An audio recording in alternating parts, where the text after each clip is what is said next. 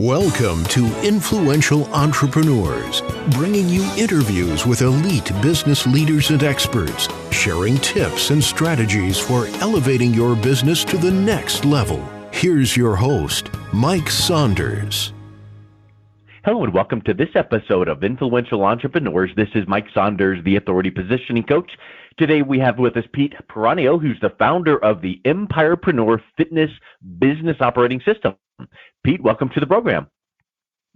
Thanks, Mike. Man, I really appreciate you having me on. I'm excited to speak with you. Yeah, I am excited to talk with you as well, and I just always love when I pull up the bio and I look at a business name and it's like, okay, you're not just an entrepreneur, you're creating a movement, you're creating an empire. So I love how you tied in that EmpirePreneur. So before we dive into what it is you do specifically, give us a little bit of your background and your entrepreneurial journey to this point in your career. Yeah, for sure. So I originally started as a personal trainer out of college in 1998, I believe. Spent about 3 years in a health club, but I always kind of had that. I knew I was going to start my own business. I had that entrepreneurial itch. So that kind of whole time I was just a sponge. And then 3 years later, 2001, I opened my first personal training studio, expanded it to 5 locations, 12 franchise partners.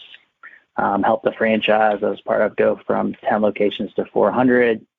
I've been a master franchisor, so I've solo franchises, I've supported franchises, I've owned locations, so I've been in kind of all different aspects of a lot of the franchise business for years.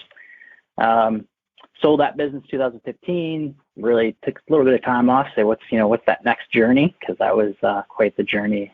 Really, I started at 27, I was a classic technician as a trainer and didn't know much about business and realized I had to close that gap real fast or I wasn't going to survive. And so that was that great street MBA, as I like to say, for about 15 years. And then after I sold that business, I said, hey, what's the next chapter? And I just really realized, with all the struggles I went through and, many successes, of course, through that, but many challenges and failures like many along the way. I said, hey, how can I make the same process that I went through for people that are like me? How can I make it easier, help them make it more attainable, help them get there faster? And that's really how I decided to launch EmpirePreneur and our fitness business operating system. I'm a big systems guy, but, I had to create all that stuff myself. So I was like, hey, what would I do if what would have helped me the most or helped me get there faster? Yeah. If I was starting all over again, and it was, hey, if I got done for me, plug and play systems, the coaching to kind of take me through those gaps. And so long story short, that's really kind of how I ended up to this point, was really trying to just share and help people get through those entrepreneurial challenges that I went through and make it easier and get them there faster. And through that process, you were probably like heads down, nose to the grindstone, in the weeds, just getting her done. And then, you come up for air every once in a while. And then finally you're like, ooh, franchise. And then, oh, look at expansion. And then all of those steps. And then, to your point, it's like, okay, let me catch my breath for 10 seconds because, you're way too young to retire. And no matter what the age is these days, people aren't really retiring and fishing and playing golf all day. They're, starting phase 2. So now you kind of look back and you go, okay, what were some of the things that I did right and how can I show other people how to do it? So I love when you can systematize and find the standard operating procedures, and you call it the FBOS, which I love, the Fitness Business Operating System. When you look back and you were thinking, what is my next step? Was it pretty simple that you're like, well, you know what? I kind of have this system and I first start with, and then I go to, and was the system in place and apparent, or did you have to look back and kind of really pull out and extrapolate out of your experience, well, what did make me successful? Well, I guess it was this, or was it really apparent to you? Yeah, I took some time at first, primarily because I'm just a big believer in purpose is the real driver. Especially if you're an entrepreneur, because you're going to go through challenges.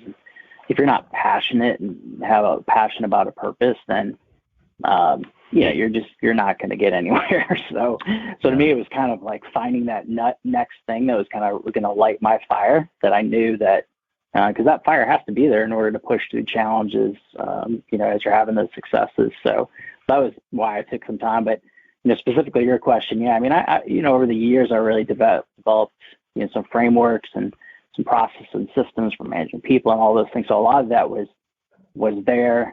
Really the next step was going to be, okay, well, I know this, I understand this, but making it easier, more usable, in a way that's easily understood, by the beginner, for instance, and progressing them through to, no longer a beginner. So our scaling phase, as we call it. So no, a lot of that I really did develop over the years and really solidified some frameworks and some principles and things that really guide me today. And I'm doing it in this particular niche, but frankly, I mean, what I've put together applies to any business. It's just that I think specificity is very useful for people, so that's kind of where I'm. And obviously with my experience, I can translate that to another starting up trainer because I've been in his shoes. So, yeah, it reminds me of having those frameworks and really drilling in deep reminds me of the kind of like the thing that I notice in the marketing world. And maybe you've seen this before too. It's like, buy my thing because I'll teach you how to make a gazillion trillion dollars on one webinar. You just need to look, I did this webinar and within 24 hours I made whatever, right? And you're like, oh yeah, that sounds really great. And here's this sales letter and I'm going to buy this thing. But you've come to find out that this person spent 25 years building their list, their relationships, and they could sell ice to an Eskimo in a sense.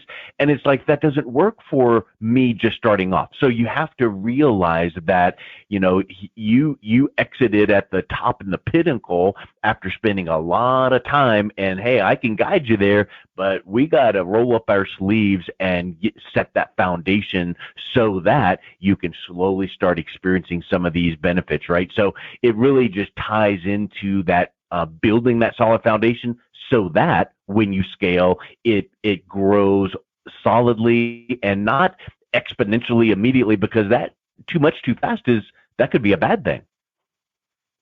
Oh, 100%.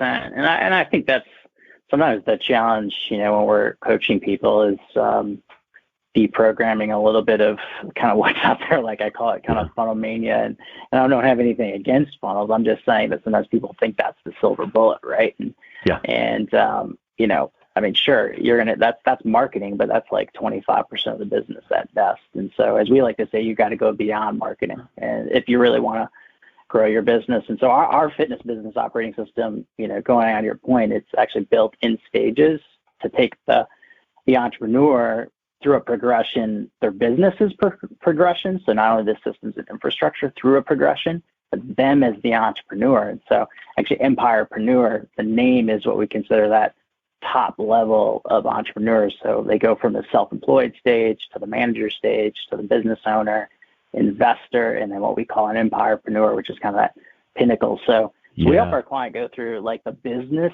stages, but simultaneously they have to increase their capabilities too, because otherwise the business, I could give them, I like to say, I can give you the keys to a yacht, but if you only know how to paddle a canoe, you're in trouble, right? So we have to build their capabilities as we're taking them through that business process. And the process for us, we start with it's capital, and think of it as a stair step. We call it the stairway to freedom.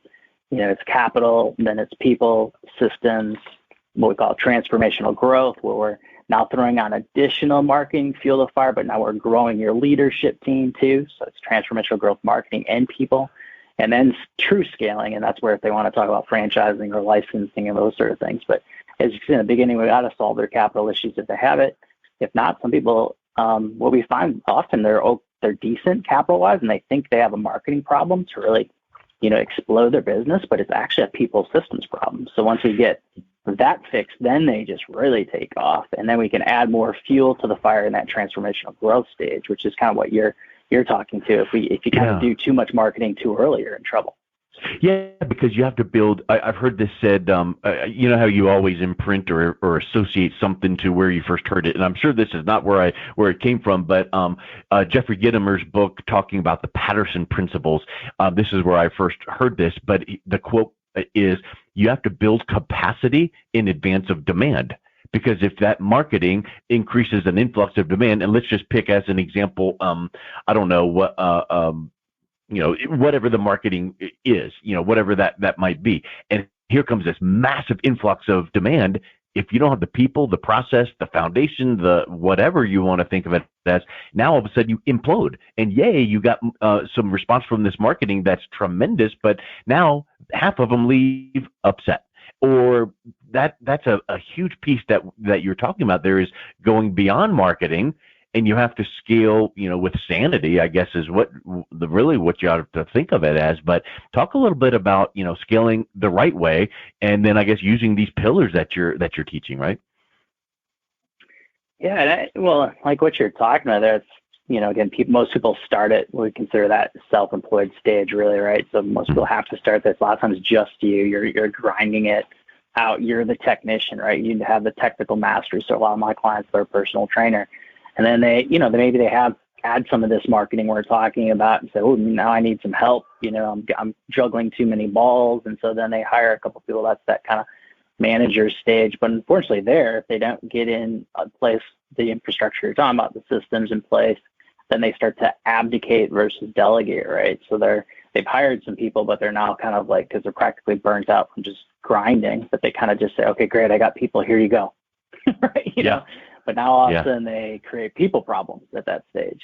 So now they got people problems on top of the fact that they still have balls that they're juggling. And, often at this stage, growth can mask profitability. So they kind of feel like, oh, I'm so close to making it. I got employees now, but their overhead's grown because they're not managing it. Their profitability, they're actually probably making less than they were at that self-employed stage. And so that to me, I really find is often that critical stage, like you're saying, getting that infrastructure systems in place so that you can manage people effectively, because you'll just never, push through to that next level of really where everybody at least needs to get to, is that true business, owner stage where they've got good systems, they're a true leader, they've built great teams.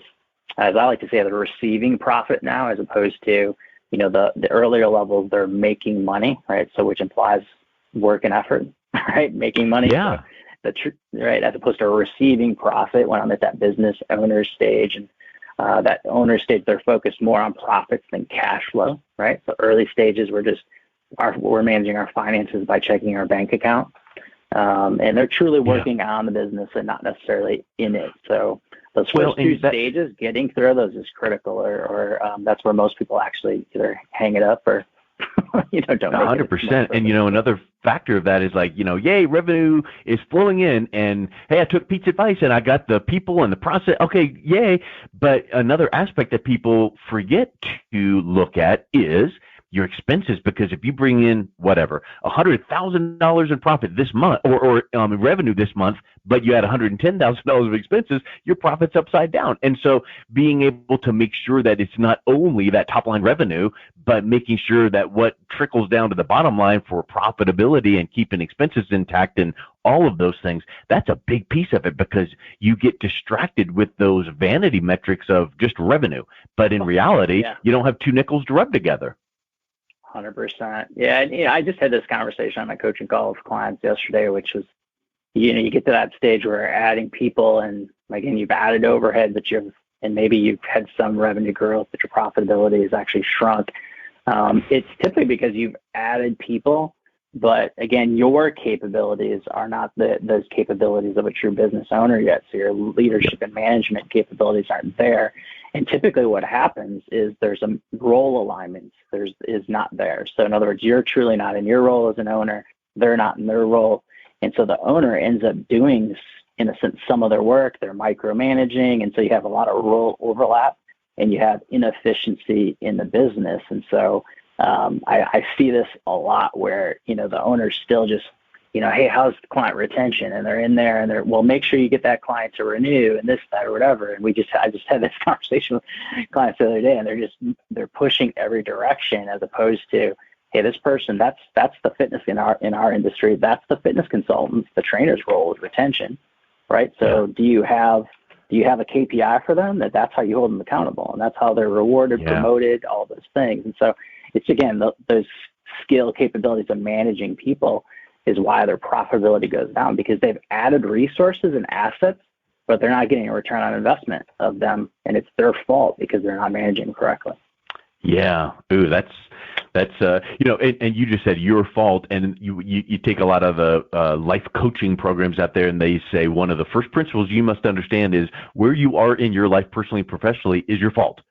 Like it or not, own it, and now let's figure out what led to that, and we can go back and fix it. So that's a really huge piece. And so let's talk about Bill, or maybe what are some of the mistakes you see people make when they're going, okay, first step, let me get my foundation, my people there, and then what about scaling a business that works where the owner maybe can even pull back a little bit, and even at the expense of people going, well, why aren't they here 9 days a week? They're only here 4 a day. But that's the privilege of building a business that can operate where you can kind of take a little step back, right?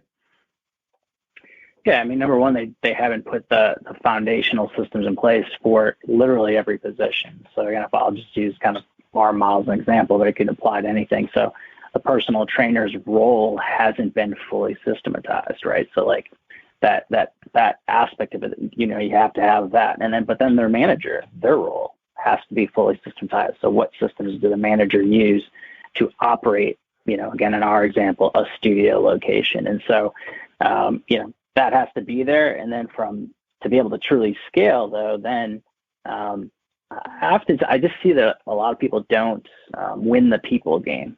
That to me is everything, is winning the people game, meaning hiring the right people, but then pouring into them. People don't take the time to pour into them, to develop them, to train them properly on those systems. So you kind of have to put in that investment up front and win that people game, because people don't always they don't have the pay. They're quick hires, right? So you make a bad hire, you're already behind the 8 ball, right? So if you don't get that right, but they're not pouring into their people development, developing people so that eventually they can back off more. So there's just not enough investment, long story short, in the people piece to truly then scale, right? So, and I made this mistake early where it was like, hey, add locations. And, I was really, I caught up, but I could tell I was definitely getting stretched thin. So for me, it was, I opened one location, had a lot of success early, opened the second one literally within a year. And I could manhandle too. Like I tell people, there's a difference. But then I opened my third, and it was like, I can't be in 3 places at once. Hey, you started that imploding concept we were talking about. You could handle it or manhandle it, but it wasn't in flow. It wasn't, it wasn't smooth. So it forced me to then say, whoa, I got to lead this and manage this differently. Now, that's why we want to help our clients not go through the stage that I did. And, but I think, and a lot of that is just not investing in your people and your leadership enough so that you can, again, truly scale and back away. So I just find people, they hire, and like I said, they abdicate versus delegate and develop. And where does empowering come in? Like I'm thinking you hire and you need to delegate, but you need to have these people, key people come in, because there are going to be I'm going to hire this janitor to clean up. Well, you don't need to empower them too much. There's some positions where it's like, okay, treat them right, and that's wonderful. But some of your key people, you want to make sure they understand your vision and mission, and then empower them to what, right? Take initiative and run it like their own. Be an entrepreneur, so how about being an entrepreneur as well as an entrepreneur? But I think that's a big piece of it, is let them know that I trust you, go run with it within reason, Yeah, 100%. I mean, and the further you move up the org chart, that's kind of where you become less systems dependent, right? So like I was saying, versus the front lines, and it's much more, you've hired those folks for their brains, right? So you're delegating decisions, not just tasks now at that stage. And so, and then that's really where, a very good, what we call strategic, management processes in place, like you said, vision, mission, but even more specific than that, strategic objectives, and having a process for actually managing that vision and strategies and turning those into initiatives. That becomes the key system for, an owner at that stage to then give to those, upper management positions, because you're now delegating those decisions versus tasks. So that kind of, if you think about the org chart from top to bottom, it becomes less about giving them the exact systems and more about, like you said, empowering them, and you're hiring them for the previous skills, knowledge they have, and contributions to that. But you still have to have a process for vision, mission, strategic objectives, yes, and a strategic management process, because that's what's driving the business. Otherwise, they're not going to be in alignment with you, and we're going to be rowing in different directions. And so in order to empower people, they have to know what's going on in your entrepreneurial head, and that strategic management process is how you share that. And then you'll never be able to scale to a point where you can step back and do the old Tim Ferriss 4-hour work week, which one of the and just as I always mention that book, and I go, one of the key points I've pull out of that is not working 4 hours a week. That's highly unlikely. Probably you'll never get to the point of working 4 hours a day. But the point is, I remember one of his points was, hey, don't strive for getting to a certain age and retire. Because in reality, you should take these sabbaticals, mini retirements throughout your whole career. Set your business up to run where you can take 3 months off and know that things are going to just run and move, and you can come back in and step right on in. And now, for instance, you could probably work way longer than the age you were thinking of, because you've been taking these 2-3 month little mini retirements all the way through your career. But to your point, if you don't do this the right way, then you will always worry, and you never can take 2 weeks off, much less 2 months. Yeah, that's one of the best things, advice I got early, and I did it. I created what we can now call an enhanced vision statement. It's literally a 2-page document that's, think of a vision, but really specific and spelled out, and essentially describing what you want your business and everything to look like when it's done, right? So that end point. And so before you get, then as you grow, that's where that strategic management process comes in. It has to be a little more sophisticated, because you've got executives and things like that you have to in place. But you got to know where you're going with that. So then what you're talking about, and I'm a big believer in, is then creating constraints, right, on yourself. So that whole 4-hour work, like, to me, that's how I would interpret it more. It's like, that's my constraint. So I need to design my business around the fact that if that's something I want to do, then I'm going to be able to make that happen. And so I do that. I actually put a time constraint on myself and say, listen, if I still want the business results that I want, but it's just going to happen in that time frame. And then I have to ask questions like, how's it going to happen? Yeah. Right. And then you go to work on that. Yeah. In fact, literally just today on another podcast interview that I did, we were talking about the to-do list. And I said, well, we need to also integrate in the not to-do list, things that you need to get done, but things that you need to say, these are things that I'm not going to do. These are my non-negotiables. I need to put that barrier around my personal time.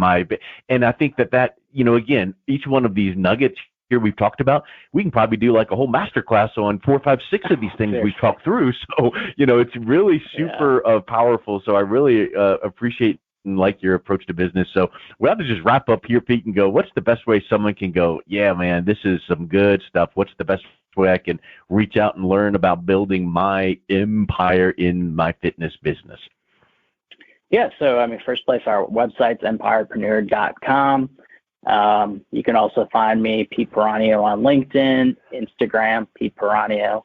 That's spelled P as in Pete, IRANIO. And then also, we're actually launching a brand new podcast too, EmpirePreneur. So you'll be able to tune into to that podcast as well. Awesome. And learn more about us. Awesome. Well, Pete, thank you so much for coming on the show today. It's been a real pleasure talking with you. Oh, it was a lot of fun. You already got my mind spinning. Like you said, we could do a right. talk on many of those nuggets. So I appreciate it. You got it. You're welcome. You've been listening to Influential Entrepreneurs with Mike Saunders. To learn more about the resources mentioned on today's show or listen to past episodes, visit www.influentialentrepreneursradio.com.